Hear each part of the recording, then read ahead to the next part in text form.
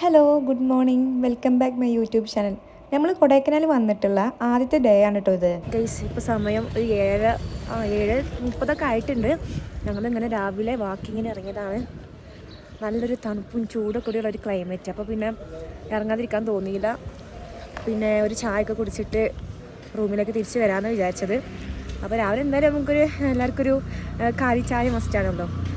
അപ്പോൾ ഈ ഒരു ക്ലൈമറ്റിൽ ആ ചായ കുടിക്കുമ്പോൾ ഒരു പ്രത്യേക ഫീലാണ്. അപ്പോൾ അതിന് വേണ്ടിയിട്ട് അങ്ങനെ ഇറങ്ങിയതാട്ടാ.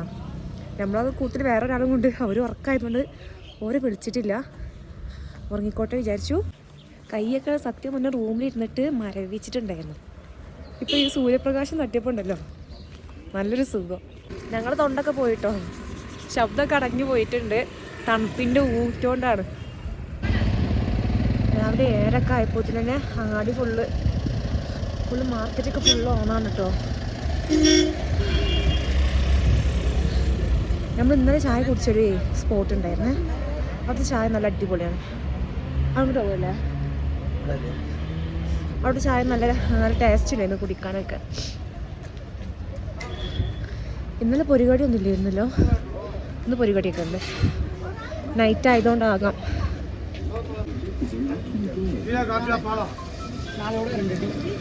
ഐറ്റംസ് ഉണ്ട് കേട്ടോ. 2 ചായ. അവിടെ ഒരു ചർച്ചയുണ്ട് അങ്ങേ തലയിൽ. ഇവിടെ നോക്കുമ്പോൾ നല്ല രസമുണ്ട് കാണാൻ ചർച്ച്. നമ്മൾ ചായ ആയിക്കൊണ്ടിരിക്കുകയാണ്.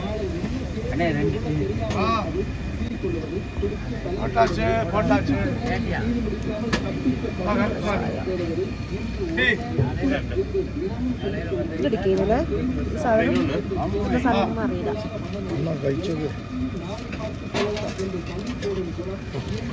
താങ്കൾ കഴിച്ച ഒപ്പീനിയൻ പറഞ്ഞാൽ മതി. നല്ല കഴിക്കാം.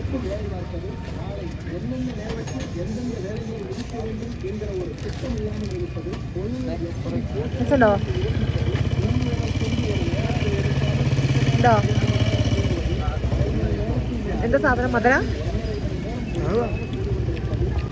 അത് ചായയും ഒരു കടിയും വാങ്ങിയിട്ടുണ്ട്. അപ്പോൾ ഇത് നമ്മളവിടെ കിട്ടുന്ന അങ്ങനത്തെ ഒരു കടിയല്ല കേട്ടോ, വേറൊരു ടൈപ്പ്. ചോദിച്ചപ്പോൾ അപ്പം എന്നാ പറഞ്ഞതിൻ്റെ പേര്. നല്ലൊരു മധുരം പിന്നെ ഉപ്പും എല്ലാം കൂടി കലർന്നൊരു രുചി. പക്ഷെ കഴിക്കാൻ ടേസ്റ്റ് ഉണ്ട്. ചൂടാണ്, നല്ല ക്രിസ്പിയാണ്. അങ്ങനെ ചായ ഒക്കെ കുടിച്ച് നമ്മൾ തിരിച്ച് റൂമിലേക്ക് റിട്ടേൺ പോവാട്ടോ. ഇവർ റോഡ് എന്ന് പറഞ്ഞു കഴിഞ്ഞാൽ കുറേ ഇറക്കം കുറേ കയറ്റായതുകൊണ്ട് പെട്ടെന്ന് നടക്കുമ്പോൾ തന്നെ കിതച്ച് പോവുകയാണ്. നമ്മൾ നിൽക്കുന്ന ഹോട്ടല് കുഞ്ഞു മെറേഡിയൻ എന്നാണ് ഈ ഹോട്ടലിൻ്റെ പേര് കേട്ടോ. കുഴപ്പമൊന്നുമില്ല, 3 സ്റ്റാർ ഹോട്ടലാണ്. റൂമൊക്കെ വൃത്തിയും ബാത്റൂമൊക്കെ വൃത്തിയും കാര്യങ്ങളൊക്കെ ഉണ്ട്. ഗൈസ് അവിടെ ആ ഫ്ലവർ കണ്ടോ?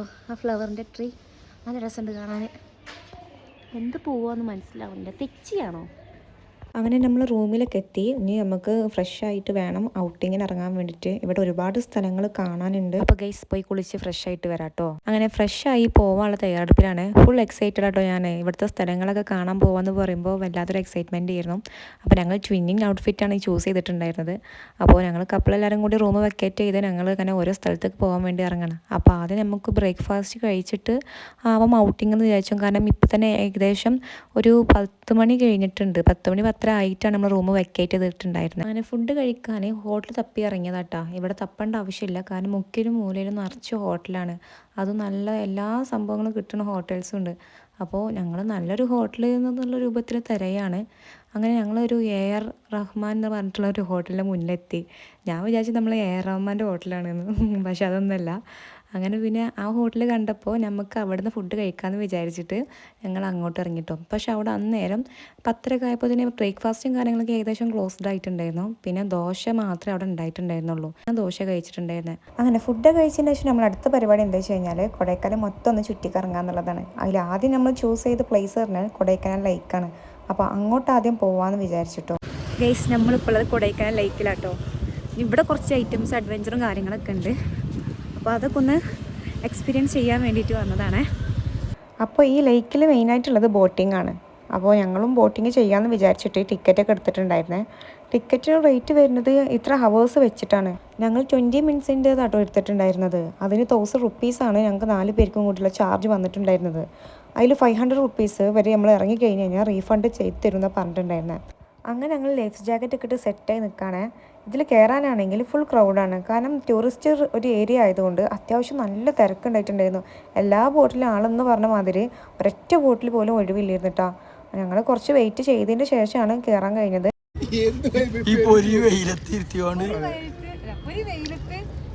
ഇങ്ങനെ പോവുക ഇപ്പത്തെ തുഴഞ്ഞ ഇങ്ങനെ പോവുക ആരെങ്കിലൊക്കെ ഇത്രയും ആൾക്കാർ ജാക്കറ്റ് ഇടും. പക്ഷെ ഞാൻ ജാക്കറ്റ് ഇടും. വേണ്ട ഈ നേരത്തെ ജാക്കറ്റ് ആരും ഇടുമോ? ജീവനിൽ പേടില്ലാത്തോണ്ടാണ്. ഞാൻ തണുപ്പാകാൻ പൊന്തിയാലും കിടന്നോളും. മുങ്ങിയ കഴിഞ്ഞു. അങ്ങനെ ഗൈസ് ഇതാട്ടോ നമ്മളെ കൊടൈക്കനാൽ ലേക്ക് നല്ല നീണ്ടു നിവർന്ന് കിടക്കുന്ന ഒരു പുഴ തന്നെ കേട്ടോ. നല്ല രസമുണ്ടായിരുന്നു കാണാൻ. പിന്നെ ബോട്ടിംഗ് ആണെങ്കിൽ അടിപൊളി. ഈ ചേട്ടനാട്ടോ നമുക്ക് തുഴഞ്ഞു തരുന്നത്.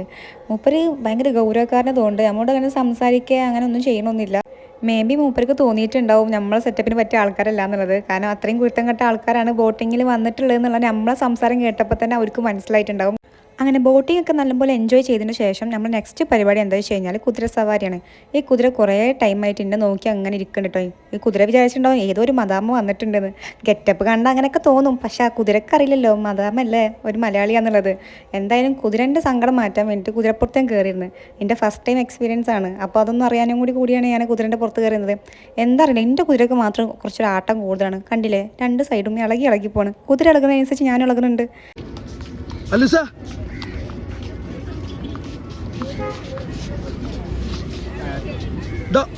ഈ കുതിരസവാരി എന്ന് പറഞ്ഞു കഴിഞ്ഞാൽ ഈ റോഡിൻ്റെ അങ്ങേ തല വരെ നടന്നിട്ട് അവിടുന്ന് ഇങ്ങേ തല വരെ നടക്കുന്നതാണ് കുതിരസവാരി. അതിനത്ര 200 രൂപ എങ്ങാണ്ട് ചാർജ് ചെയ്യുന്നത് കൊണ്ട് കേട്ടോ. കറക്റ്റ് എമൗണ്ട് എനിക്ക് ഓർമ്മയില്ല. കുതിരൻ്റെ ആട്ടം കണ്ടപ്പോൾ ഞാൻ എക്സ്പെക്ട് ചെയ്തിട്ടുണ്ടായിരുന്നു ഒന്ന് നിലത്തേക്ക് വീഴാൻ ചാൻസ് ഉണ്ടെന്ന്. പക്ഷേ എന്തോ എന്നോട് പാവം തോന്നിയിട്ടത് കൊണ്ട് കുതിര കറക്റ്റ് സ്ഥലത്തിന് കൊടുത്ത് എത്തിച്ചിട്ടുണ്ട്. കുതിര സവാരി ഒരു രക്ഷയില്ല, അടിപൊളി കേട്ടോ.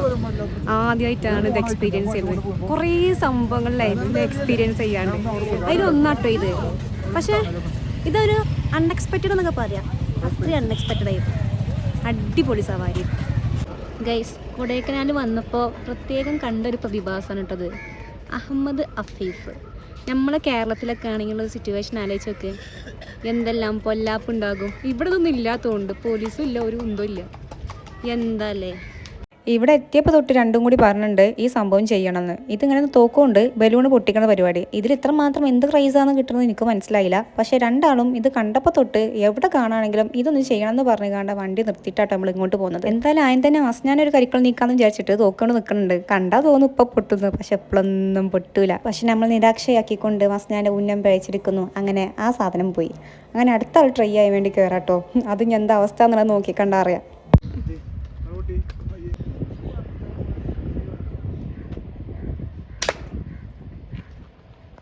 ഗൈസ് അങ്ങനെ ഇവരൊക്കെ പിന്തള്ളിക്കൊണ്ട് ഇനി എൻ്റെ ഊഴാണ്. പൊട്ടോ ഇല്ലേ നമുക്കിപ്പോൾ നോക്കിക്കാണാം. തോക്ക് പിടിക്കാൻ പോലും എനിക്കറിയില്ല. ഇന്നെ അയാൾ പരിചയപ്പെടുത്തരാ കേട്ടോ. ഇങ്ങനെയാണ് തോക്ക്, ഇതാണ് തോക്ക്, ഇങ്ങനെ പിടിച്ചാൽ ഇത് പൊട്ടുള്ളൂ എന്നൊക്കെ പറഞ്ഞിട്ട് ഓരോ സംഭവങ്ങൾ എനിക്ക് പറഞ്ഞിട്ടുണ്ട്. ആരോട് എന്നോട്. എനിക്കുണ്ടോ അത് കറക്റ്റ് എൻ്റെ കൈ പോലും താങ്ങണില്ല, അത്രയ്ക്ക് വെയിറ്റാണ് ഈ സാധനം. എങ്ങനെയൊക്കെ ഉന്നം നോക്കി തപ്പി നടക്കണം ഞാൻ. കാരണം എനിക്ക് തോക്കിൻ്റെ വെയിറ്റ് സാധിക്കണില്ല. രണ്ടാമത്തെ ഉന്നം നോക്കിയിട്ട് കണ്ണ് രണ്ടും കോങ്കണ്ണായി പോവുക, അങ്ങനത്തെ ഒരു സിറ്റുവേഷൻ. ഈ തോക്കൊന്നും പൊട്ടിച്ച് എനിക്ക് പരിചയമില്ലല്ലോ. പപ്പളുണ്ട്, ഒറ്റ ഷൂട്ട് തരം നടത്തിയിട്ടില്ല.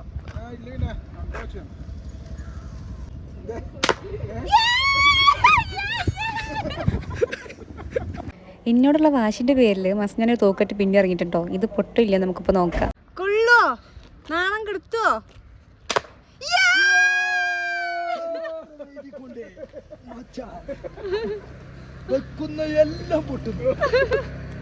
എല്ലാം പൊട്ടിട്ട് ഒന്ന് പളി പോയി. അങ്ങനെ ഗൺ ഷൂട്ടിങ് അങ്ങ് കഴിഞ്ഞതിന് ശേഷം മൂപ്പര് കൈ ചൂണ്ടി കാണിക്കുന്നത് വേറെ അങ്ങോട്ടല്ല, മൂപ്പര് തന്നെ ആയിട്ടുള്ള ചെറിയൊരു കുഞ്ഞു കട അവിടെ ഉണ്ട്. ചോളം അല്ലാത്തതിൻ്റെ കുറച്ച് ഐറ്റംസ് ഒക്കെ ഉള്ള. അങ്ങോട്ട് വിളിക്കാട്ടോ ഞങ്ങളെ. തമിഴ്നാട് വന്നിരിക്ക இந்த ചോളം വീട്ടിൽ വെറുതെ കളിക്ക. ചോളം ഒരു മനുഷ്യനുമേ തിന്നാതെ இந்த ഊരിൽ വന്ന് ചോളം. മസ്നാൻ എന്താന്ന് പറഞ്ഞത് മസ്നാനിക്ക് തന്നെ ഒരു ഐഡിയ ഉണ്ടാവില്ല. കാരണം അജ്ജായി തമിഴാണ്. എന്തായാലും ആ ക്ഷീണം മാറ്റാൻ വേണ്ടിയിട്ട് ഞാൻ ആ ചേട്ടനെ കടയിൽ പോയിക്കാണ്ട് ഒരു ബ്രെഡ് ഓംലേറ്റും പിന്നെ കുറച്ച് ന്യൂഡിൽസും വാങ്ങിയിട്ടുണ്ടായിരുന്നേ. കൊടൈക്കനാൽ നൂഡിൽസ് വെറുതെ പറഞ്ഞ ആൾക്കാർ ട്രോളി ഫുഡ് തന്നെ. കൊടൈക്കനാൽ നൂഡിൽസ് ആണെന്നുള്ളത് അവൻ ശരിയാണ് അല്ലേ. നല്ല ആവി പറക്കുന്ന നൂഡിൽസ് കിട്ടും. നമ്മളെ നാട്ടിൽ ആവി പറക്കുന്ന നൂഡിൽസ് തന്നെ ഉണ്ടാവല്. ചൂടെടുത്ത് വയ്ക്കുന്നില്ല.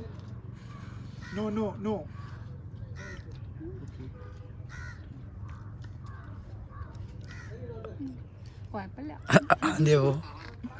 അങ്ങനെ കയ്പെടുക്കാൻ മാത്രമൊന്നുമില്ല. പൈസ പോയി. അപ്പോൾ മോശമല്ല, എന്നാലും കുഴപ്പമില്ല, ടേസ്റ്റ് ഉണ്ട്, കഴിച്ചോക്ക്. നമ്മുടെ നാട്ടിൽ ഉണ്ടാക്കുന്ന മാതിരത്തെ ഒരു നൂഡിൽസിൻ്റെ ടേസ്റ്റ് അല്ല കേട്ടോ അത്, ഒരു വേറെ ഒരു ടേസ്റ്റ്. എന്തോ ഒരു മിസ്അണ്ടർസ്റ്റാൻഡിങ് എനിക്ക് തോന്നി. പക്ഷേ മസ്നാനിക്കത് വല്ലാണ്ട് ഇഷ്ടപ്പെട്ടതുകൊണ്ട് വാരി വാരി കഴിക്കുന്നുണ്ടായിരുന്നു. അങ്ങനെ ഫുഡ് അടിയൊക്കെ കഴിഞ്ഞതിന് ശേഷം നമ്മളിപ്പോൾ പോണത് കോക്കേസ് വാക്കിലോട്ടാട്ടോ. ഇവിടെ എന്ന് വെച്ച് കഴിഞ്ഞാൽ എല്ലാ തരത്തിലുള്ള സാധനങ്ങളും കിട്ടുന്ന ഒരു സ്റ്റാളുണ്ട്. എന്താ അറിയോ, നമ്മൾ പണ്ടൊക്കെ ചെറുപ്പത്തിലൊക്കെ ഉണ്ടാവണ ഒരു 18-19 കാലഘട്ടത്തിൽ ഉണ്ടായിരുന്ന മിഠായിസ്. 2K കിഡ്സിനൊക്കെ അറിയുണ്ടാകും. കാരണം ഞാൻ 2K കിഡാണ്, എനിക്കറിയാം ഈ മിഠായികൾ.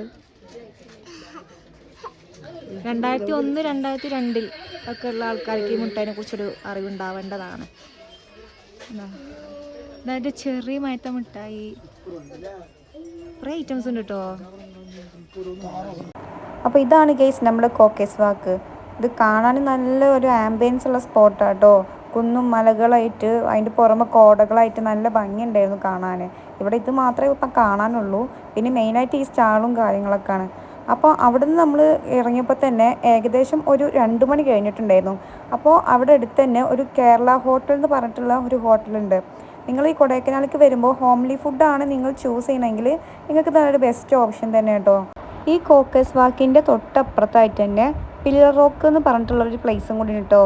ഈ 2 പ്ലേസും ഏകദേശം അടുത്തായതുകൊണ്ട് നമുക്ക് കാണാൻ നല്ല സുഖമാണ്. കാരണം ഒരു സ്ഥലത്ത് വന്നാൽ തന്നെ നമുക്ക് 2 സ്ഥലങ്ങൾ കവർ ചെയ്യാമല്ലോ. അപ്പോൾ ഇതിൻ്റെ ഉള്ളിൽ എന്ന് പറഞ്ഞു കഴിഞ്ഞാൽ നേരത്തെ കണ്ട മാതിരി തന്നെ നല്ല കുന്നും മലയും അങ്ങനത്തെ സംഭവങ്ങൾ തന്നെ ഉള്ളൂ.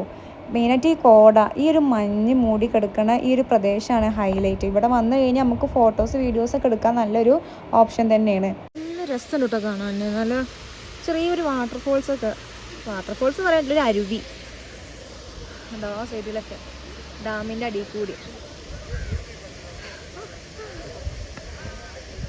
പിന്നെ കുറേ നല്ല ട്രീയും കാര്യങ്ങളും. ഇവർക്ക് ഇങ്ങോട്ട് 4 പ്ലേസ് എങ്ങാണ്ടുണ്ട്. ഗുണ കേവ്, അങ്ങനെ കുറച്ച് പ്ലേസ് ഈ ഒരു സെക്ഷൻ ഈ റോഡിൽ തന്നെയാണ്. അപ്പോൾ ഒരുമിച്ചിട്ടാണ് ഇവർ പാസ് എടുക്കുന്നത്. പോണ പോക്കിലെല്ലാം ഒന്ന് വിസിറ്റ് ചെയ്തിട്ട് പോവാമെന്ന് വിചാരിച്ചു. ഗൈസ് അങ്ങനെ അത് കഴിഞ്ഞ് നമ്മൾ അടുത്ത ഡെസ്റ്റിനേഷനായ ഞാൻ ഏറ്റവും കൂടുതൽ കാണാൻ ആഗ്രഹിച്ച ഒരു പ്ലേസ് ഉണ്ട് കൊടൈക്കനാലിൽ, ഗുണ കേവ്. മഞ്ഞുമൽ ബോയ്സ് ഫിലിം കണ്ടപ്പോൾ കാണാൻ ആഗ്രഹിച്ച സ്ഥലം എന്താ ഗുണ കേവ്. അപ്പോൾ അങ്ങോട്ടാണ് നമ്മളെ യാത്ര.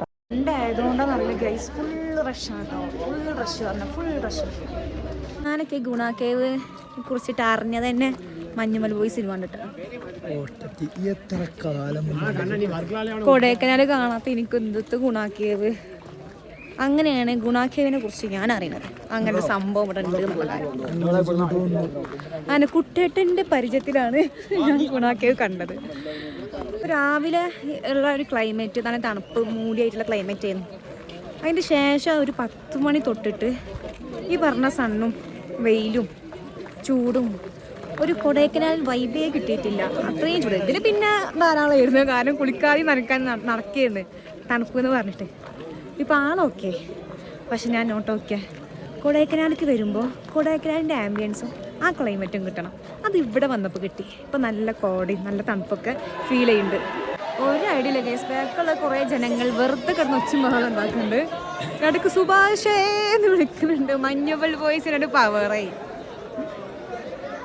കണ്ടോ ഗൈസ്.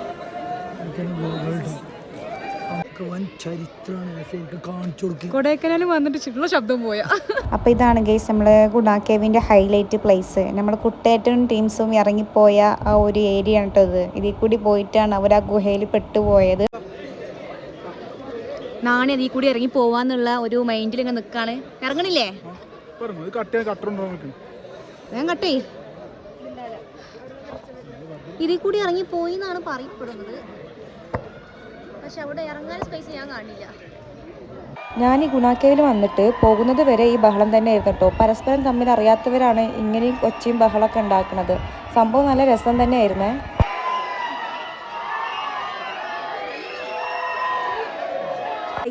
നമ്മൾ ഗുണ കേവ് കണ്ട് തിരിച്ച് റിട്ടേൺ പോവുകയാണ്. ഇനി നമുക്ക് പ്ലാനിങ് എന്ന് പറഞ്ഞു കഴിഞ്ഞാൽ ഒരു പ്ലാനിങ് ഇല്ലാത്ത വരവായതുകൊണ്ട് ഒരു പ്ലാനിങ് ഇല്ലാത്ത പോക്കാണത്. ഗുണ കേവിനെ കുറിച്ചുള്ള ഒരു ഒപ്പീനിയൻ. പക്ഷെ സങ്കടം എന്താ വെച്ച് കഴിഞ്ഞാൽ അങ്ങനെ കപ്പിൾ ഫോട്ടോസ് എടുക്കാൻ കഴിഞ്ഞില്ല. നല്ല ക്രൗഡുള്ളതുകൊണ്ടേ ഞാൻ കുറച്ച് ഇൻസ്റ്റാഗ്രാം റീൽസും അങ്ങനെ കുറച്ച് സംഭവങ്ങളൊക്കെ കണ്ടെത്തി സേവ് ആക്കി ചെയ്യുന്നത്. അതൊന്ന് ഓപ്പൺ ചെയ്യാനുള്ള റേഞ്ച് ഇല്ല. ഈ റേഞ്ച് ഉണ്ടെങ്കിൽ തന്നെ ചെയ്യാനുള്ള സൗകര്യമില്ല. അത്രയും ക്രൗഡാണ്. ഇത്രയും പബ്ലിക്കായിട്ട് ചെയ്യാൻ കൊണ്ട് പറ്റൂല. അങ്ങനെ ഗുണ കേവ് ഒക്കെ കണ്ടിട്ട് നമ്മൾ അടുത്ത ഡെസ്റ്റിനേഷൻ തപ്പി ഇറങ്ങിയതാട്ടാ. ഒരേ വേ തന്നെ 4 ഡെസ്റ്റിനേഷൻ ഉള്ളത് കൊണ്ട് നമുക്ക് സുഖമായിട്ട് പോകാൻ കഴിഞ്ഞു. അതിൽ ലാസ്റ്റ് ഡെസ്റ്റിനേഷനാണ് നമ്മൾ പൈൻ ഫോറസ്റ്റ്. ഇതും കൂടി കഴിഞ്ഞ് കഴിഞ്ഞാൽ കൊടൈക്കനാലത്തെ കറക്കം നമ്മൾ കഴിഞ്ഞിട്ട് അടുത്ത സ്ഥലം നമ്മൾ വിസിറ്റ് ചെയ്യാൻ വേണ്ടി പോവാണ്. ഇത് കഴിഞ്ഞ് നമുക്ക് വേറൊരു പ്ലാൻ ഉണ്ട്. അപ്പോൾ അങ്ങോട്ടേക്കാണ് നമ്മൾ പിന്നെ പോകണം കേട്ടോ. അപ്പോൾ ഇത് നമ്മൾ ലാസ്റ്റ് ഡെസ്റ്റിനേഷനാണ് പൈൻ ഫോറസ്റ്റ്. ഇവിടെ വെച്ചാൽ നല്ല അടിപൊളിയാണ്. ഗുണ കേവത്തുമായിട്ട് അത്രയും നല്ല ക്രൗഡൊന്നും ഇല്ലെങ്കിൽ പോലും നല്ല ഒരു പീസ്ഫുൾ ആയിട്ടുള്ള ഒരു സ്ഥലം തന്നെ കേട്ടോ. പൈൻ ഫോറസ്റ്റിൽ നമ്മൾ അങ്ങനെ കൂടുതൽ സമയം സ്പെൻഡ് ചെയ്തിട്ടില്ല കേട്ടോ. നമ്മൾ കുറച്ച് ടൈം നിന്നിട്ട് കുറച്ച് ഫോട്ടോസൊക്കെ എടുത്ത് നമ്മൾ വേഗം അവിടെ നിന്ന് ഇറങ്ങിയിട്ടുണ്ട്. നമുക്കിത് കഴിഞ്ഞിട്ട് വേറൊരു പ്ലാൻ ഉണ്ട് ഞാൻ പറഞ്ഞിട്ടില്ലായിരുന്നോ? വേറെ ഒന്നല്ല, ഞങ്ങളിത് കഴിഞ്ഞ് നേരെ പോകുന്നത് കൊടൈക്കനാലിൽ നിന്ന് പൂണ്ടിയിലോട്ടാണ്. പൂണ്ടിയിൽ ഞങ്ങൾ വളരെ വൈകിട്ടാണെങ്കിൽ റിസോർട്ട് ബുക്ക് ചെയ്തിട്ടുണ്ടായിരുന്നേ. ആ റിസോർട്ടിലോട്ട് ഞങ്ങൾ വന്നിട്ടുള്ളത് ഹെവൻ വാലി എന്ന് പറഞ്ഞിട്ടുള്ള ഒരു അടിപൊളി റിസോർട്ടാണ്. അപ്പോൾ ഇതാട്ടോ നമ്മളെടുത്ത റൂം.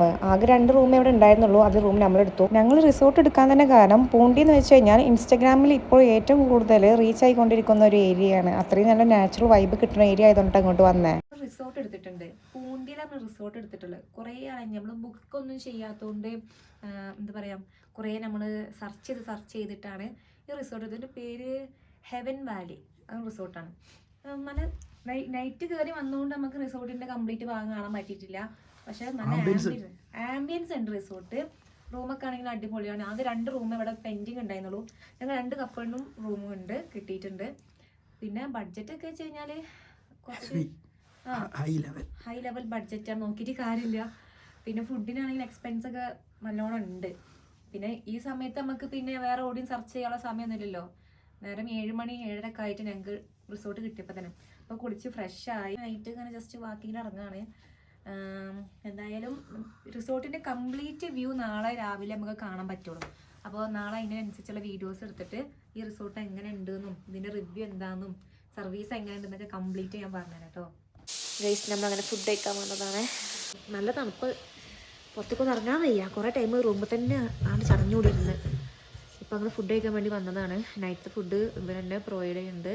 പക്ഷേ എക്സ്ട്രാ പേയ്മെൻറ്റും കാര്യങ്ങളൊക്കെ ഉണ്ട്. നമ്മൾ പാക്കേജിൽ അത് ഇൻക്ലൂഡഡ് അല്ല. ഒരു ബിരിയാണിക്കൊക്കെ 350 ഒക്കെ റുപ്പീസ് തരുന്നത്. അപ്പോൾ കുറച്ച് ഒരു 2 ബിരിയാണിയും പിന്നെ ഒരു കുറച്ച് ചപ്പാത്തിക്ക് നമ്മൾ ഓർഡർ ചെയ്തിട്ടുണ്ട്. എന്തായാലും നോക്കി നോക്കാം ടേസ്റ്റ് ഉണ്ടോ ഇല്ല എന്നുള്ളത്. കൊടൈക്കനാലിനെ അപേക്ഷിച്ച് ഏറ്റവും കൂടുതൽ തണുപ്പ് കൂടിയ സ്ഥലം എനിക്ക് പൂണ്ടിയായിട്ട് തോന്നിട്ടോ. കാരണം എന്താ വെച്ച് കഴിഞ്ഞാൽ നമുക്കൊരു രക്ഷയില്ല. ജാക്കറ്റ് ഇട്ടിട്ട് പോലും അത്രയും തണുപ്പ് ഫീൽ ചെയ്യുക, കൈയും കാലൊക്കെ തരിക്കുക. അങ്ങനെ കുറച്ച് സമയത്തിൻ്റെ കാത്തിരിപ്പിൻ്റെ നമ്മളെ ഫുഡ് വന്നിട്ടുണ്ടോ. നമുക്ക് പറ്റിയ ഒരു ഫോൾട്ട് എന്താ വെച്ച് കഴിഞ്ഞാൽ നമ്മൾ ഒരു സ്നാക്സ് പോലും വാങ്ങിയില്ല, മറന്നുപോയി. അപ്പോൾ നന്നായിട്ട് വിശപ്പുണ്ടായിരുന്നു. ഇവർ പ്രിപ്പയർ ചെയ്ത് വന്നപ്പോൾ ഇതിന് കുറച്ച് ടൈം എടുത്തു. ഒരു 9:30-10 മണി ഒക്കെ ആയിട്ടുണ്ടായിരുന്നു നമ്മൾ ഫുഡ് കഴിക്കാൻ ഇറങ്ങിയപ്പോൾ തന്നെ. ഫുഡ് വലിയ കുഴപ്പമൊന്നുമില്ല, ടേസ്റ്റ് ഒക്കെ ഉണ്ടായിരുന്നു കേട്ടോ. അങ്ങനെ ഫുഡ് അടിക്ക് കഴിഞ്ഞ ശേഷം നമ്മൾ തിരിച്ച് റൂമിലേക്ക് റിട്ടേൺ പോവാണ്. നൈറ്റ് വാക്കിംഗ് എന്ന് പറഞ്ഞ് ഇറങ്ങിയിട്ട് നമുക്ക് അധികം ടൈമൊന്നും പുറത്തിറങ്ങി നടക്കാൻ കഴിയില്ല കേട്ടോ. കാരണം അത്രയും തണുപ്പായതുകൊണ്ട് നമുക്ക് ഒരു രക്ഷയില്ല, ഉള്ളിൽ കയറല്ല നിവർത്തിയില്ല. നമ്മളെ റൂമെന്ന് വെച്ച് കഴിഞ്ഞാൽ വുഡ് കൊണ്ട് ഉണ്ടാക്കിയതായതുകൊണ്ട് അത്യാവശ്യം നല്ല ചൂട് നിലനിൽക്കുന്നുണ്ട്. അതുകൊണ്ട് പിന്നെ നമുക്ക് വലിയ സീനില്ല. അപ്പോൾ വേഗം റൂമിൽ പോയിട്ട് കിടന്ന് ഉറങ്ങാന്നുള്ളതിൽ ഞങ്ങൾ പോവാട്ടോ. അപ്പോൾ ഗൈസ് പൂണ്ടിയിലേക്ക് വന്നിട്ടുള്ള ഈ റിസോർട്ടിൻ്റെ വിശേഷങ്ങളും ബാക്കി കാര്യങ്ങളൊക്കെ ഞാൻ അടുത്ത വീഡിയോയിൽ അപ്ഡേറ്റ് ചെയ്യാം. എൻ്റെ വീഡിയോസ് ഇഷ്ടപ്പെടുകയാണെങ്കിൽ എല്ലാവരും സബ്സ്ക്രൈബ് ചെയ്ത് സപ്പോർട്ട് ചെയ്യുക. അപ്പോൾ ഓക്കെ, ഗുഡ് നൈറ്റ്.